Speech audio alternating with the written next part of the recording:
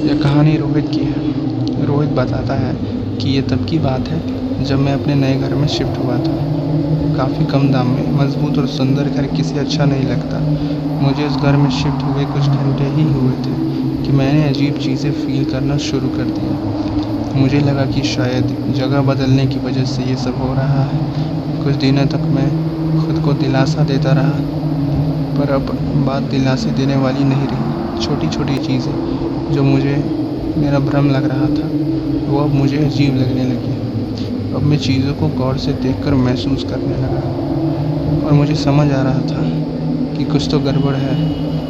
मैं समझ चुका था कि इस घर में कोई और भी है जो मेरे घर को अपना घर समझकर रह रहा है, पर मैं कुछ कर नहीं सकता था क्योंकि मैंने अपने सारे पैसे इस घर पे लगा दिए थे। तो मैंने एक बाबा को बुलाया।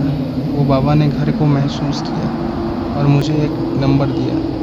मैंने उन्हें कहा कि मैं इस नंबर का क्या करूं। उन्होंने कहा, ये नंबर लो, इस नंबर पर कॉल करो, तुम्हें एक बाबा मिलेंगे, उन्हें अपनी सारी तकलीफ़ें बता देना। मैंने वैसा ही किया। मैंने उनके कहे नंबर पर कॉल किया, उन्हें सारी बातें बताई तो उन्होंने कहा, घर के चारों तरफ गंगा जल छिड़क दो और मेरा इंतज़ार करो। मैंने वैसा ही किया। फिर वो बाबा आए। उन्होंने कोई हवन किया और उस आत्मा को बुलावा दिया और मैं देखता हूँ कि एक उजली परत सामने खड़ी है। उसके पैर नहीं थे। फिर बाबा ने पूछा, कौन है तू? तो एक डरावनी आवाज़ में और धीमी आवाज़ में वो बोलती है कि मैं रूबी हूँ। उसने पूछा कि इस घर में क्यों आई है? तो उसने बताया कि ये मेरा घर है। बाबा ने पवित्र पानी फेंकते हुए कहा, तू मर चुकी है, अब ये घर इसका है। बाबा पूछते हैं, तेरी मृत्यु कैसे हुई? तो वो बताती है कि उसके परिवार वालों ने उसकी इच्छा के विरुद्ध उसकी शादी करने की कोशिश की थी।